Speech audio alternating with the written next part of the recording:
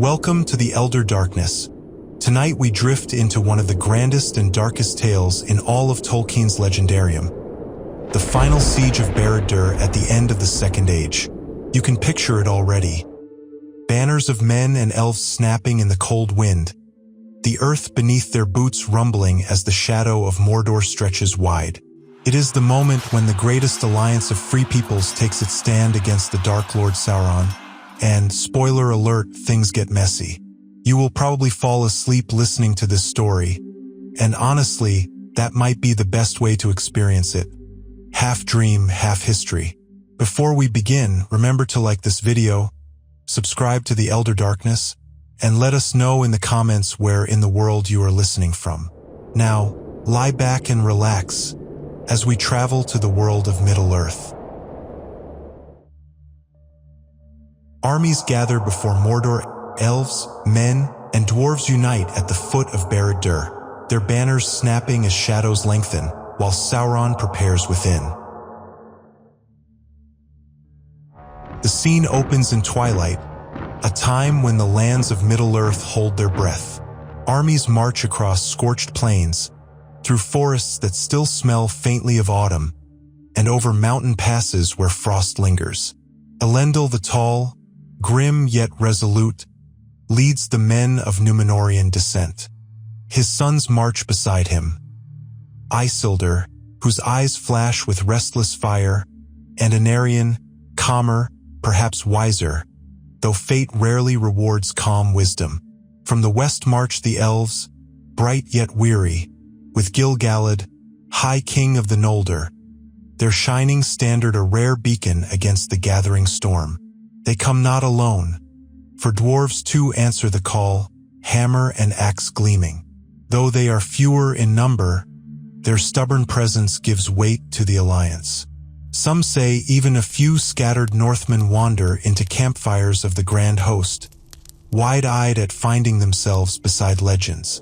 Middle-earth historians still debate whether hobbits existed anywhere near this war. Though, as always, they probably stayed home tending gardens, blissfully unaware that the fate of the world teetered on a knife's edge. From the ramparts of Barad-dûr, Sauron watches. His tower is a cruel spire of stone and sorcery, bristling with battlements that catch the dying light. Within its walls, drums thunder, orcs screech and laugh, and dark banners writhe like serpents in the wind. To the soldiers of the Alliance, it must feel like marching into the mouth of a beast. Yet still they come, because what choice remains? The Second Age has long endured his shadow, and if this moment fails, none will live free of it. The camp of the last alliance sprawls across the Dagorlad, the battle plain, a name grimly prophetic even before the first sword is raised. Fires crackle, soldiers sharpen blades, elves sing laments that sound both ancient and new, their voices strange companions to the growling of Númenórean war horns. And yes, someone somewhere is roasting meat because armies are armies, and even on the eve of history's turning point, stomachs grumble. As the armies gather, scouts whisper of strange omens. Stars vanish suddenly behind dark clouds. A trembling is felt beneath the soil, as though Mordor itself resents the tread of free peoples upon its edge. Some swear they see shadowy figures flitting in the distance. Nazgul, perhaps, though they do not yet openly ride. The men mutter, glancing nervously toward the looming mountains. The elves remain steady, though even their steady eyes betray a flicker of unease. In quieter moments, the leaders walk among their people. Gil-galad speaks softly in Quenya, words that seem almost like a lullaby, though his armor gleams sharp enough to blind. Elendil moves tall among his soldiers, his presence enough to steady even the most fearful. Isildur, restless, sharpens his sword too often, muttering that patience is not a virtue in war. And Anarion, ever the diplomat, soothes quarrels between hot-headed captains who have never marched beside elves before and find their pride stung by immortal calm. One might imagine Gimli centuries later, listening to these tales in awe, though remember how short he actually was compared to Legolas? Standing on the Dagger-lad, one could almost laugh at how those small rivalries between dwarf and elf seem petty compared to the darkness looming in front of them. The siege has not yet begun, but tension builds like a bowstring drawn taut. At night, the Alliance stares at Barad-dûr, its black walls glinting faintly with a fire that never fades. Some claim to see eyes peering from the shadows, watching, mocking. The tower does not sleep. It pulses with a presence that presses against every living heart camped before it. And yet, there is camaraderie. The songs at night carry across languages, elves harmonizing with men, dwarves clapping along with rhythms as old as stone. Friendships form in the shadow of dread, because sometimes that is how courage survives, through shared laughter at a poorly cooked stew or a jest about how orcs probably smell worse than their tents. As dawn rises, gilding the ash-streaked mountains, the banners of the last alliance unfurl fully. The host is ready, though few admit their fear. They know the siege will last not days or weeks, but years. The dark tower looms silent still, though within its walls, the Dark Lord's forges burn bright, and his armies snarl, eager for release. The battle at the end of the age has not yet begun, but the world trembles in anticipation. Siege and endless struggle. The last alliance tightens its grip with years of weary battle, starvation, and strange omens as the dark tower looms unbroken. The long years of the siege grind forward, as though time itself grows weary of turning. The last alliance hurls itself again and again against the black walls of Barad-dûr, and yet the tower stands, as immovable as a mountain carved by malice. The elves and men and dwarves settle into a rhythm of war, if such a thing can ever be called a rhythm. Raids, assaults, feints, and long periods of watchful waiting. The sky above Mordor is seldom clear, smoke from the forges within the tower forever darkening the horizon. From a distance, the scene almost resembles some endless festival camp. Rows of tents, cook fires, markets of barter, even laughter echoing across the plain. But beneath the surface there is fatigue. Food grows scarce. Elvish Lemba's bread sustains many, though men grumble that it tastes like stale crackers after the first 1,000 bites. Dwarves brew bitter ale from strange desert plants, and though nobody likes it, it becomes a symbol of survival. And every few weeks, the armies mount a new assault, only to find themselves battered back by torrents of fire, by orcs pouring from hidden gates, or by traps set deep in the ashen ground. The siege lasts not months, but years. Middle-earth historians still debate whether it endured for 7 years or a full decade, for time stretches thin in such places. Imagine, for a moment, an immortal elf. Year 1 feels urgent, year 3 becomes exhausting, year 5 is simply Tuesday. For men, however, each passing year is a gamble against mortality itself. Beards grow gray in camp before Barad-dûr, friendships deepen, and sons born in the first year of the war grow old enough to carry spears by its end. In this weary waiting, strange omens continue to ripple through the host. Once, the moon vanishes entirely for 3 nights, hidden by no cloud. Elves murmur of a curse, while dwarves shrug and add more wood to their fires. Another time, a flock of crows wheels endlessly above the battlefield, never landing, never leaving, as if the air itself conspires with Mordor. And somewhere in the back lines, soldiers trade a story that Gandalf, yes, that same wandering wizard who would much later meddle with hobbits and fireworks, was seen walking through the camp, speaking quietly with Gil-galad. Of course, whether it was truly him or simply rumor is never settled. The endless siege wears down even the most noble spirits. Elendil keeps his vigil, tall and solemn, though some nights even he bows his head as if the weight of his lineage threatens to crush him. Isildur grows restless, his temper sharp, his hunger for victory gnawing at him like an unseen wolf. He is brave, but bravery untethered to patience becomes dangerous. Anarion tempers his brother when he can, though his wisdom sometimes sounds more like resignation. And Gil-galad, immortal king, begins to show the faintest cracks of exhaustion, lines beneath the eyes, a heaviness in his once clear gaze. In quieter hours, the armies fill the silence with tales. Elves recall the fall of a region, when Celebrimbor was slain and the rings of power scattered. Men speak of Númenor, their drowned homeland, its towers now resting beneath the sea. And the dwarves, bless them, prefer to speak of mining accidents that at least ended in a feast. Humor remains, though it takes odd forms. One captain insists that if Gimli had been alive then, his beard would have turned white from sheer boredom before the tower ever fell. Another soldier jokes that orcs probably spend their free time playing dice games with skulls, though no one laughs too hard because the joke might be too close to truth. The battles themselves, when they come, are ferocious. Orcs pour forth in waves, their numbers seeming endless. Trolls wield clubs like fallen trees, smashing ranks of men into splinters. Yet the alliance holds. Elves loose arrows with deadly precision, their quivers never seeming to empty.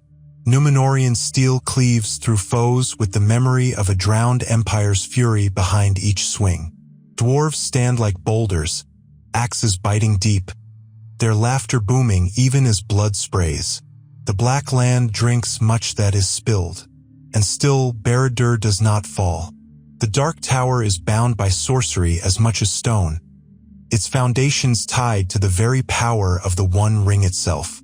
Every crack in its wall heals, every breach in its gate closes with a hiss of black smoke.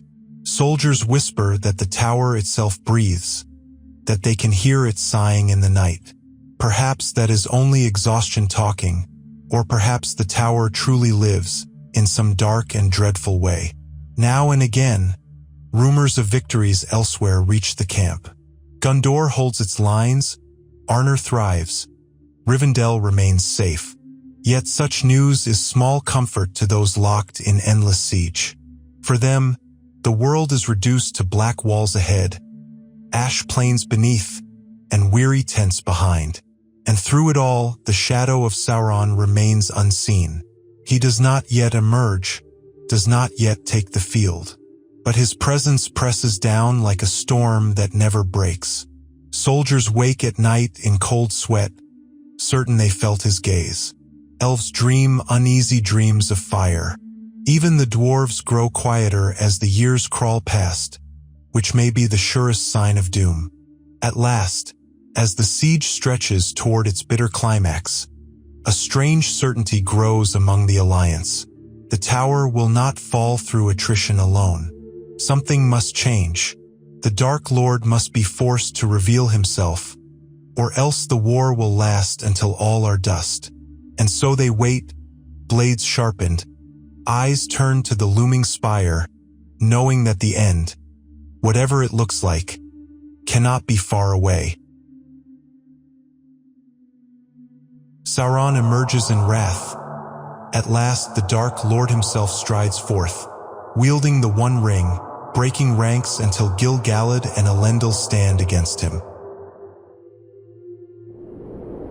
The end finally begins not with silence, but with thunder. After years of waiting, the air grows heavy, charged like a storm gathering over sea cliffs. And then, at last, the gates of Barad-dûr yawn open, belching forth not just orcs and trolls, but the Dark Lord himself. Sauron, clad in black armor that seems forged from night itself, strides forth onto the battlefield. Upon his hand gleams the One Ring, small and delicate in appearance, yet radiating a power that bends the very air around him. Soldiers of the Alliance shiver, though not from the chill. This is no longer siege warfare. This is confrontation with terror incarnate. When Sauron appears, the battlefield becomes chaos. He swings his massive mace, and with each blow, ranks of men are shattered, crushed like straw before a storm. Arrows fired by elves twist away, deflected by invisible force, their shafts shattering before they reach him. Dwarves charge, brave and unyielding, yet even they stumble before his overwhelming might. The tide that had held for so long now buckles, and panic threatens to spread. In the midst of the storm, two figures step forward: Gil-galad, High King of the Ñoldor, and Elendil, last great Lord of Númenor. They know, as do all who watch, that it must be them. Only together might they withstand him. Their armor gleams, their swords flash, and though they carry no ring, they carry courage that has burned for centuries. Middle-earth historians still debate the details of this duel. Some accounts say Gil-galad's spear, Aeglos, blazed with such light that it blinded orcs for miles. Others whisper that Elendil's sword, Narsil, struck sparks against Sauron's armor like stars falling upon stone. And yet all agree that the clash was unlike anything seen before or since. Three titans locked in combat, the fate of ages balanced on each swing. The fight is brutal. Sauron's laughter rolls like thunder as he batters them, his strength seeming endless.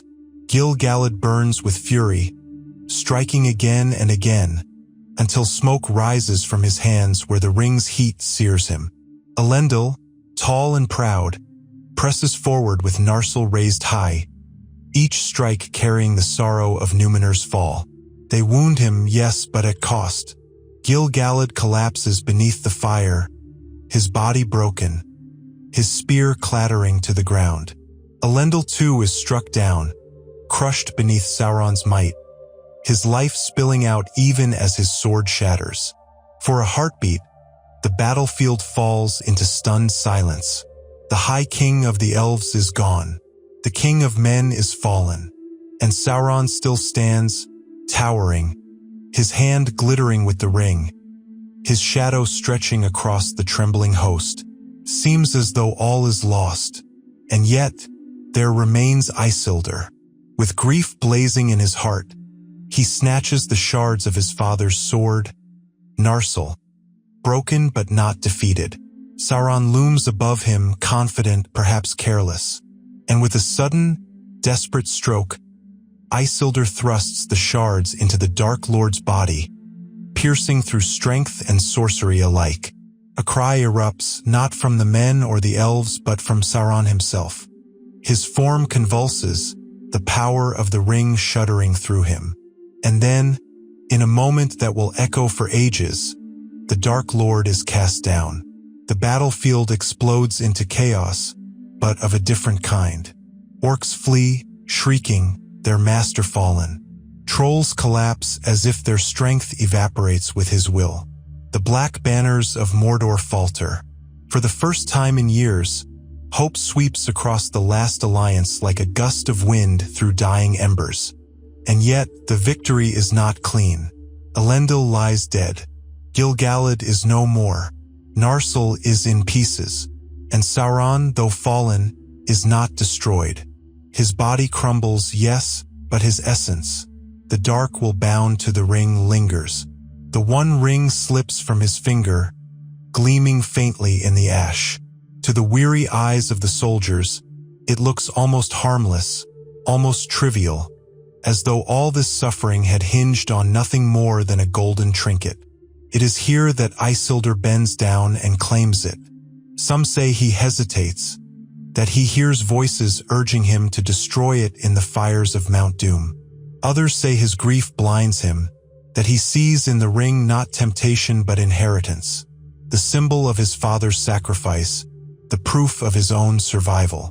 Middle-earth historians still debate whether this was pride, folly, or simply the cruel twist of fate written by powers beyond mortal reach. While Isildur holds the ring, trembling, the world feels unsettled. The shadow is broken, but not gone. The soldiers around him cheer the fall of Sauron, yet beneath their cheers runs an unease, as though some part of the battle has yet to finish. To lighten the mood, imagine if Gandalf were there at that moment. You can almost hear him muttering, "Throw it into the fire, you fool!" In the same tone he later reserved for hobbits who misplaced handkerchiefs. But Gandalf is not there, and the moment passes.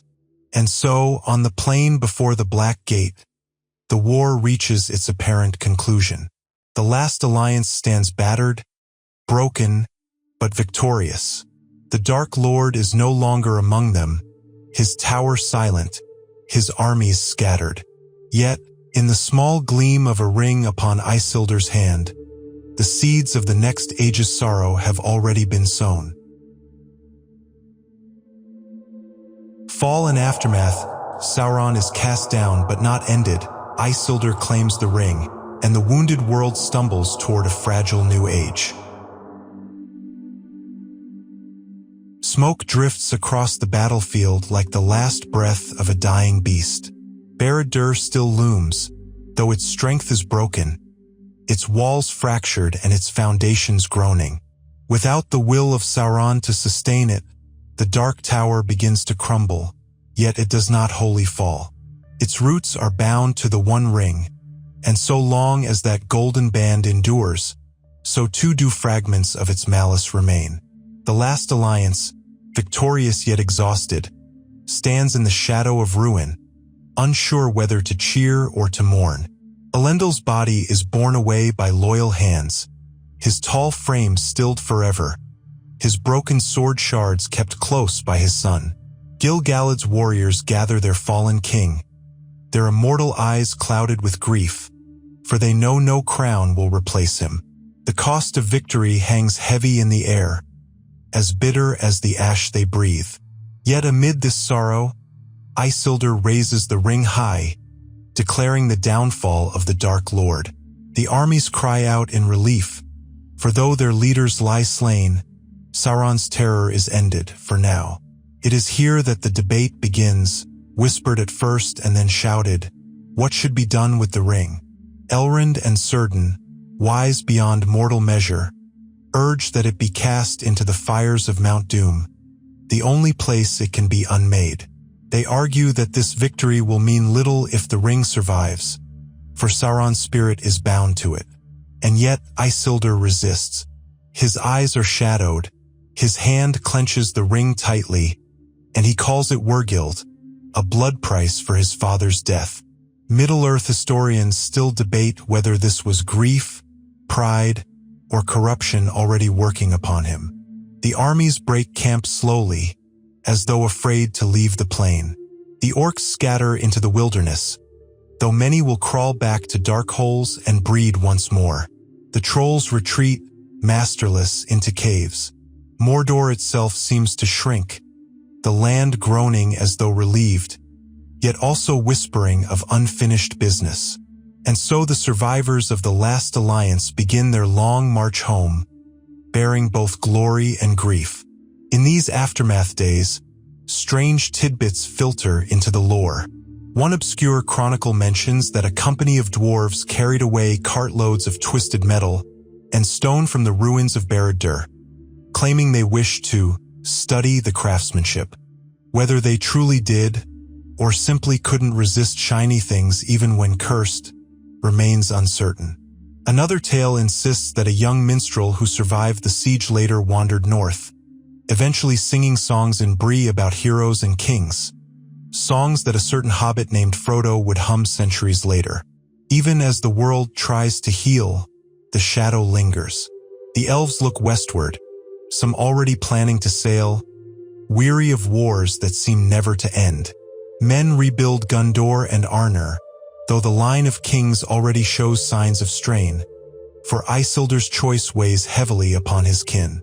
And the ring itself, clutched tightly in his hand, gleams faintly, as though it knows it has not yet finished its tale.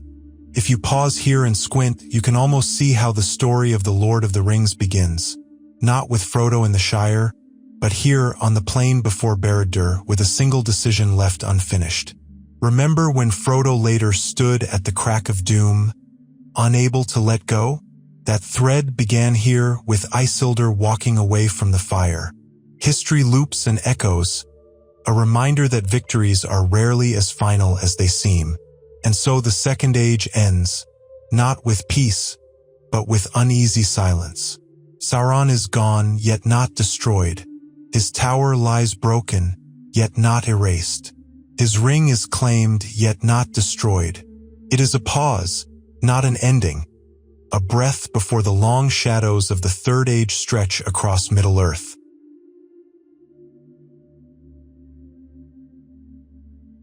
The battle is over now. The clash of swords fades into the distance, the cries of the wounded and the roar of fire dwindling into memory. What remains is quiet. You can picture the plain beneath the stars, once filled with armies and smoke, now emptied, scattered, left to rest beneath the soft gaze of the night sky. Imagine the banners, torn and tattered, fluttering weakly in the breeze, no longer symbols of defiance, but of endurance. The campfires are cold, the tents abandoned, and the long march home begins. Across the Gil-galad, silence spreads, as if the land itself sighs after years of struggle. Even Barad-dûr, though fractured and shadowed, no longer growls with menace. It stands still, its voice muted, a broken monument to pride and power. You walk slowly across the plain in your thoughts. Each step feels lighter than the one before, the burden of war fading. The ground is scarred, yes, but above it the stars return, bright and unbroken. They shine for elves and men alike, a reminder that some lights endure no matter how deep the darkness grows. Allow the image to soften now. Soldiers setting down their weapons, elves raising their eyes to the west, dwarves humming songs that echo like heartbeats beneath the earth. Somewhere, in the distance, a river flows, carrying away the ash, carrying away the noise, carrying everything toward a gentler tomorrow. So breathe deeply, let the story settle around you like a blanket, and let your mind drift where it will. The siege is ended, the world is quieter, and your dreams can take you the rest of the way.